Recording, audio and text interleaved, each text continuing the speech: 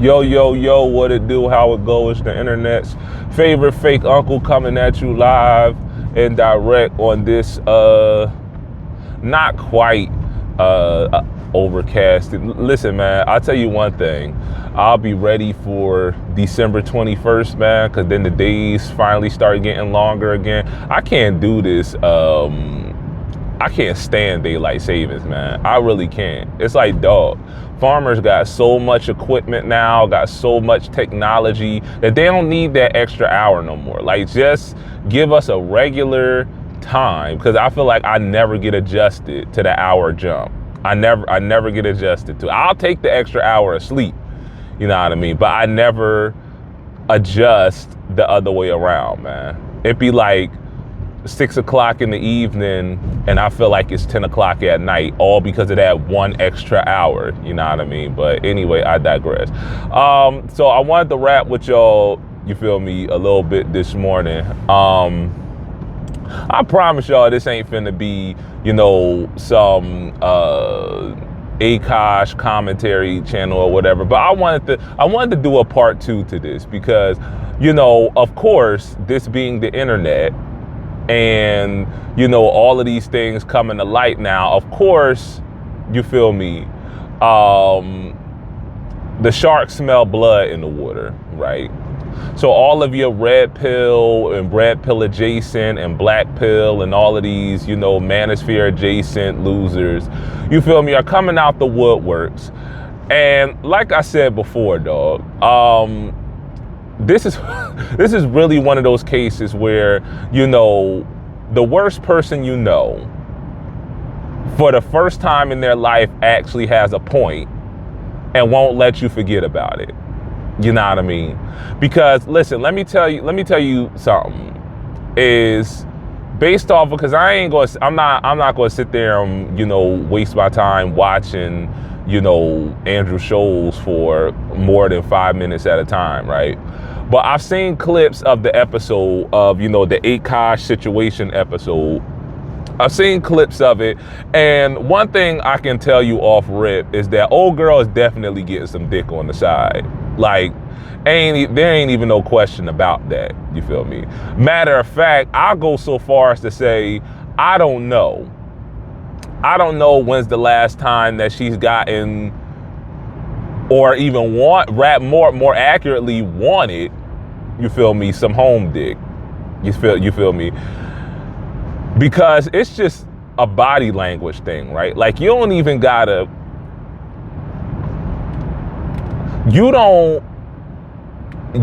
do not enter into an actively sexual relationship with a person. Now, it's different if you have fooled around with a person and things have gone left for one reason or another.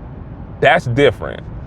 Even if it was just, you know, that one time and you like, oh man, that was a mistake. I shouldn't have did that. That was, you know, I regret that she has the body language of a person that says, you feel me, I hate that you saw me naked. You know what I mean? That's the body language that she has, of being actively repulsed by a person. And that's what I'm getting at, is that you don't engage in an actively sexual relationship with somebody and you are actively repulsed by them if and when y'all not fooling around. That's just not how that works. I'm not saying that you're gonna be all lovey-dovey, you know, constantly, you know, PDA or whatever the case may be. Honestly, in my personal experience, you do your best to try and hide it. You know what I mean? Unless and until y'all are actually, you know, like boyfriend, girlfriend, whatever the case may be, you try to do your best to hide it. But you feel me? Folk can pick up and catch on to, you know, the body language that you display with somebody that's like, yeah, they got something going on. Wasn't none of that between Jasleen and Akash, right? Wasn't none of that. The second thing, this is really what I wanted to get at with this, right? Is because, and somebody had dropped this in the comments, right? And I'm inclined to believe this, is that I feel like old girl might be at a point where she's angling, you feel me, to be able to step out on her own 2 feet, because whatever material benefit comes from being married to dude, and that's the magic of side dick. that's the magic of side dick and side cooch. That's the magic, is that now you begin to actively find ways out of that situation. I wouldn't be surprised if, you know, I wouldn't be surprised if, you know, they don't last much longer. You feel me? But anyway, I digress, right? Because really what I wanted to get at is it really irks me. It aggravates me. Now, I'm not going to sit up here and say that you gotta actively be in a relationship to comment on relationships. You dig what I'm saying? But I will make the same argument that I make for, you know, parenting and parenting takes. Is that I'm not one of those people that says, oh, well, if you don't have kids, or if you never had kids, then, you know, you ain't got no say or whatever. I'm not one of those people, because I'm also a believer that it takes a village to raise a child. You dig what I'm saying? Parenting is very rarely. Listen, if you got kids and you are legitimately the only one that's doing it, listen, I don't know how. You feel me? I don't know how with a co-parent in the home, it's hard. You feel, with a co-parent and a village around us, it is hard. I'll give you my mom for it. My mom, you feel me, was a single mother, right? But we had my grandma, my grandmoms, you feel me, both my grandmothers. You feel me? We had our aunties. You feel me? We had our uncles from time to time. You feel me? We had our godmothers / play aunties who all, you know, played a role. You dig what I'm saying? We had our fathers. You feel me? When they had their acts together. You feel me? We had our fathers. So there was never a point when my mom, even as being a single parent, where she was completely left out, you know, on a lurch like that. You feel what I'm saying?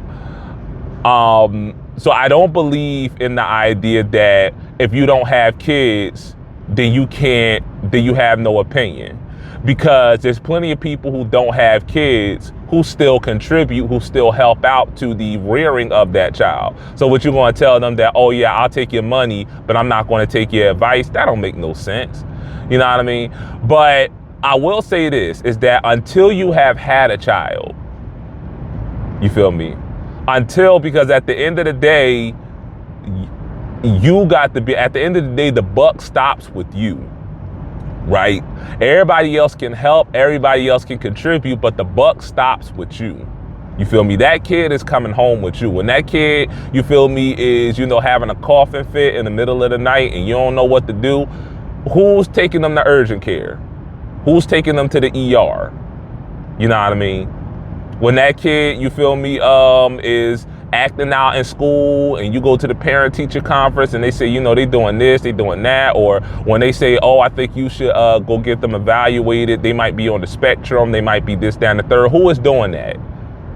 You feel me? So until and unless you have been in that situation, right, I don't think that you should be speaking authoritatively on what and how and what way to raise a child. I just personally don't think that I think that you can have an opinion, but me personally, I don't value your opinion as much as somebody who has both the credentials and the real life experience, right?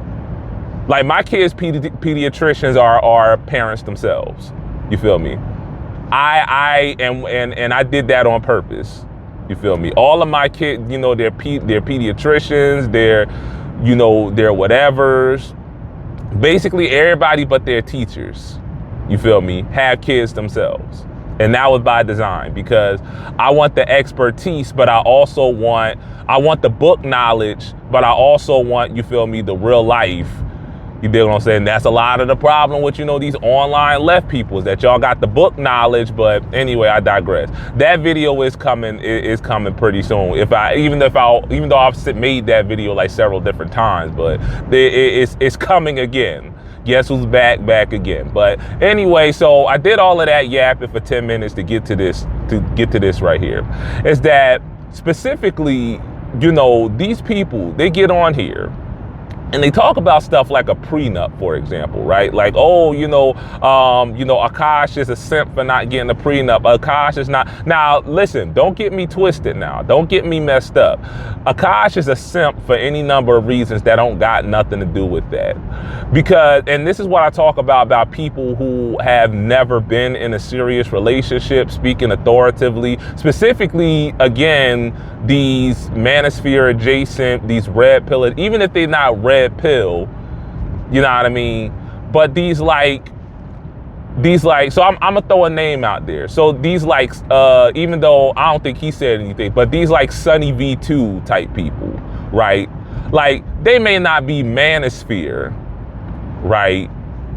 But you can just listen to the way that they talk, and listen to the way that, you know, the condescending, you know, manner in which, you know, they talk about things like feminism, or they talk about things like, or they just talk about women, or talk about really whatever. You can tell what type of time they on. You can tell that there's some light misogyny, not even light, just misogyny going on with them, right? So folk like that, you know, talking about, you know, prenups or whatever, you can tell niggas who have never been in a serious relationship, because I'm gonna tell you from my own experience. Me and my wife we did have the prenup discussion before we got married. And the reason we ain't do it was because it cost too much money. That's really what it just boils down to. People think that getting a prenup is like going to City Hall and being like, oh, it's like going to City Hall and filling out a marriage application. Like, oh yeah, we want to get married. You know, the ceremony is scheduled for this day at this time, blah, blah, blah, blah. Nah, that's not how that works. A prenup is a legally binding agreement. You feel me? Which means that it's a contract, matter of fact. That's what it is. A prenup is a legally binding contract, which means that now you got to get lawyers involved. And I'm just going to tell, just lowballing. If you're talking about getting a prenup, you talking about spending at least, you know, $300, $400, $500, $600. And that's lowballing it. The more money you make, the more it's going to cost. You feel me? I'm talking about if you ain't got nothing, if you like broke as a joke, right? But you insist upon the idea that I gotta have a prenup, and you find you a cheap lawyer, that's what's going on. This is a big part of the reason why folk don't get divorced. Why a lot of folk don't get divorced? Cause they broke. They ain't got the money for a divorce. That costs money. That means hiring a lawyer. Cause again, a marriage is not just a marriage is a legal contract. You feel what I'm saying? That means y'all do y'all taxes together. You know what I mean? Especially, you feel me, if you got your spouse as a co-signer, you feel me, on your lease for your apartment, you feel me, or a co-signer on, you feel me, your mortgage, or on your car, or whatever the case may be, and you decide that you're going to break up with that person, now you got to go get a lawyer, and you got to go through arbitration, and you got to go through all of this big headache. So folk, especially folk that's not rich, especially folk that don't got money, this is part of the reason why rich folk, you feel me, be getting divorced like that. Because they can afford it. You know what I mean? But when you ain't really got it, like, I can't tell you how many married couples that I met that said, we came close, but you know what we did? We said, we got to figure something out. You feel me? Because it's going to cost way too much. We can't afford. We can't afford to not be together. You dig what I'm saying? But when you got money like that, you feel me? You can afford to write down irreconcilable differences. You know what I mean?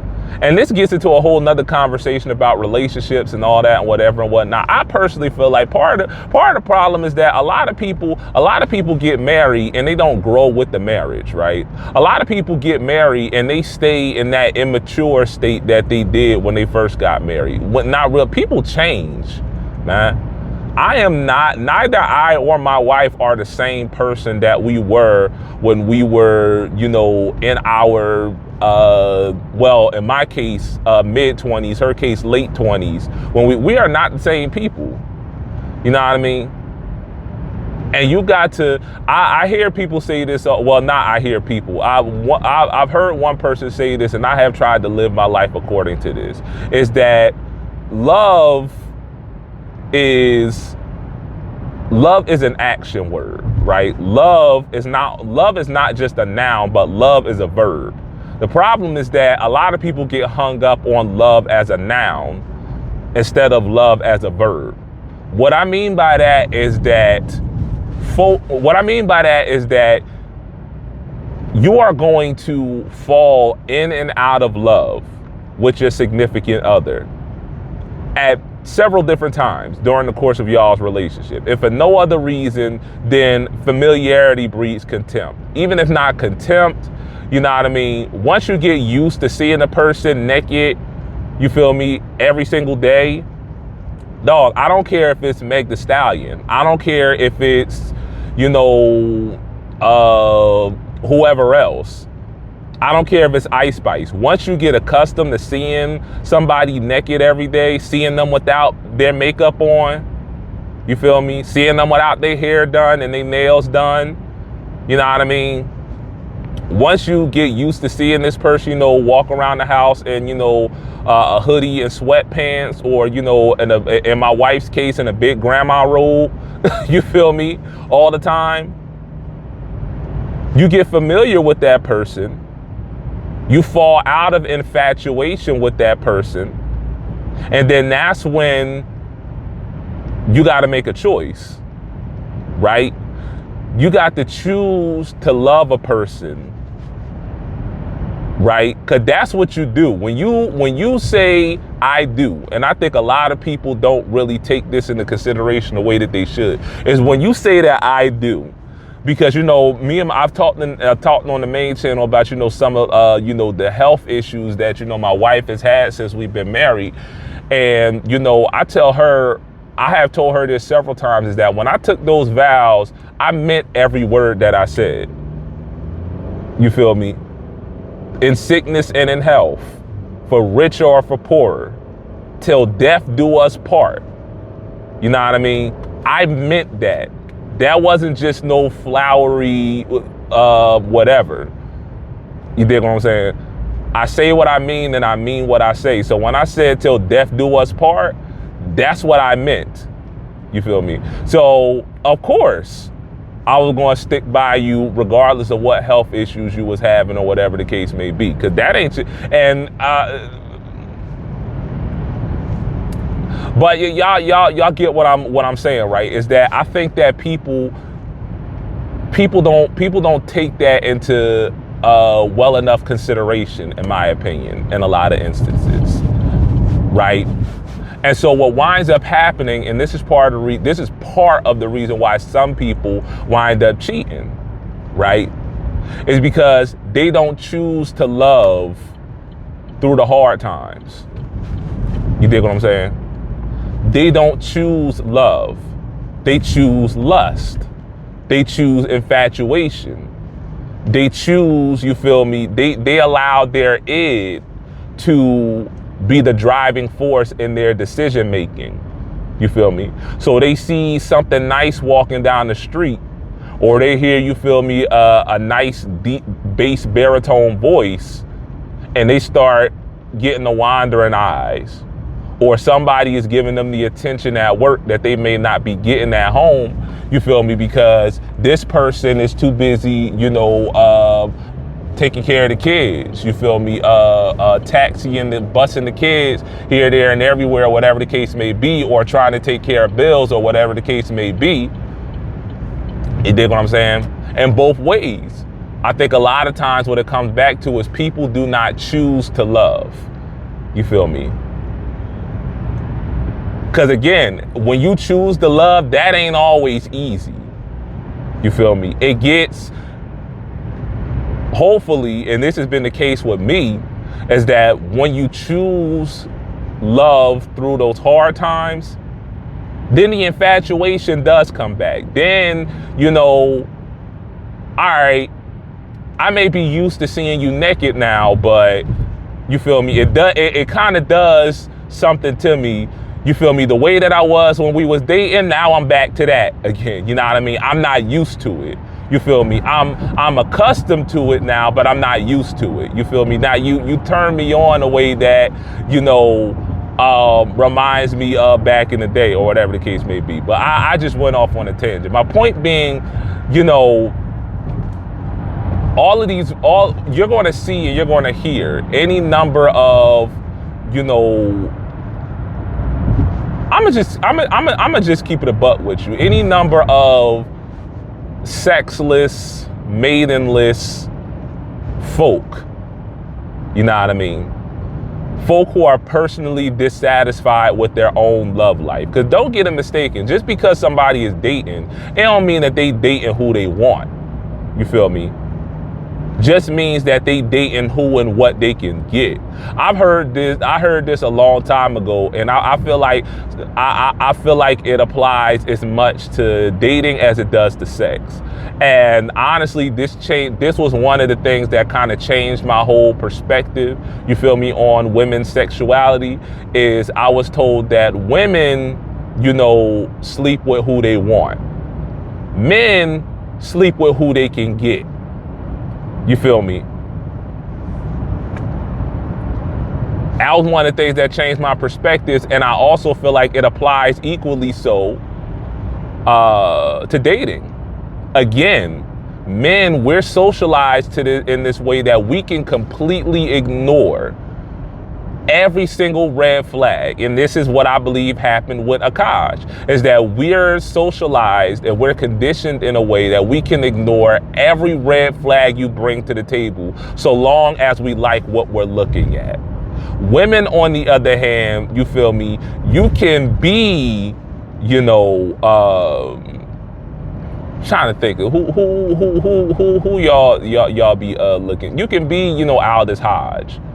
You know what I mean? You could be, you know, you could be Michael B. Jordan. You feel me? You could be any number one of these, you know, People's Magazine Sexiest Man Alive candidates. You dig what I'm saying? And I ain't going to give you the time of day, you feel me, because you a scrub. You feel me? Because you got too many red flags. Like that is unattractive. That instantly, any physical attraction that I may have had for you, your attitude, your disposition, instantly dried up. Instantly. You feel me? Dry as the Sahara. Any moisture that I may have had for you from, you know, seeing your profile picture is gone the minute you open your mouth. Men aren't necessarily socialized that way. You know what I mean? We're not necessarily conditioned that way. So I say that to say, don't get it twisted. Because not all of these guys are technically maidenless. But that don't necessarily mean that they dating who they want to. And so what winds up happening is that you got all of these folk coming out the woodwork saying, I told you so, I told you so, I told you so. You feel me?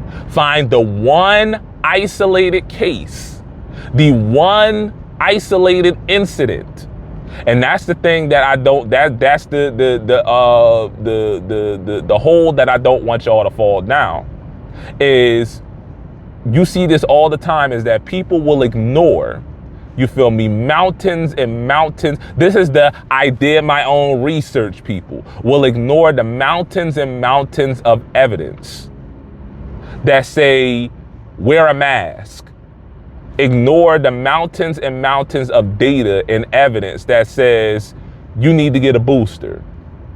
You feel me?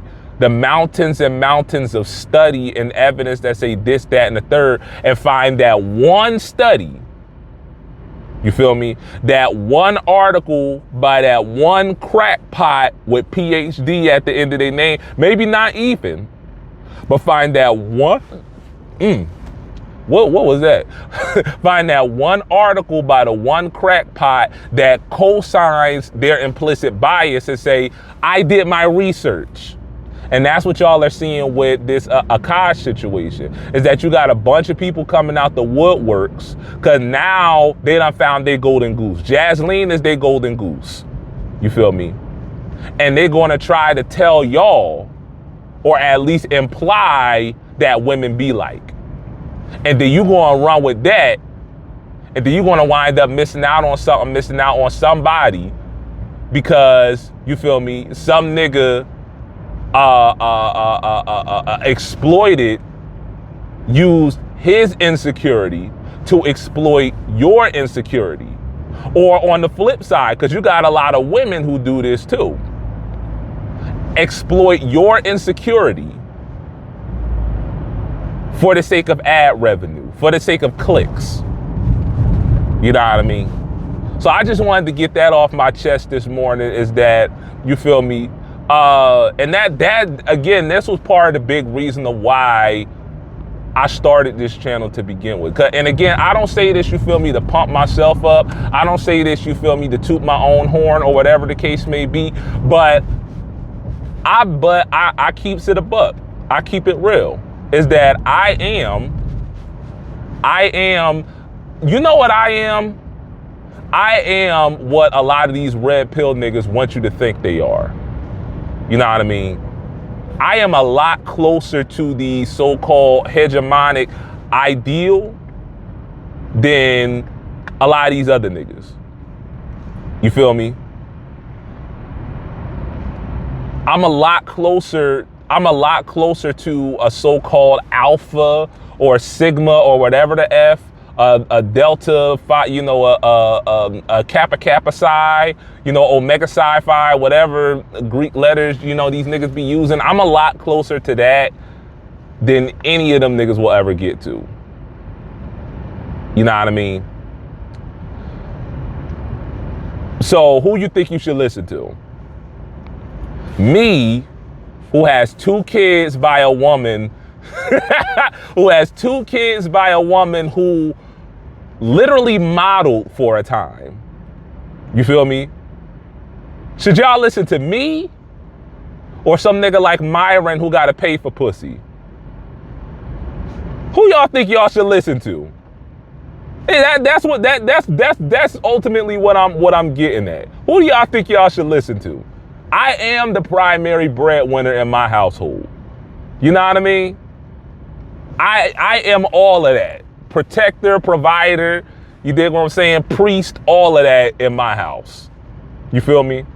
And y'all see how I act. Y'all know what my politics is. Y'all know what my attitude is and all. So who you think you should be like? You know what I mean? Should you be like me, or should you be like some disembodied voice from Australia or some shit? You know what I mean? So yeah, there you had that. Deuces, God bless, and all of that. Peace.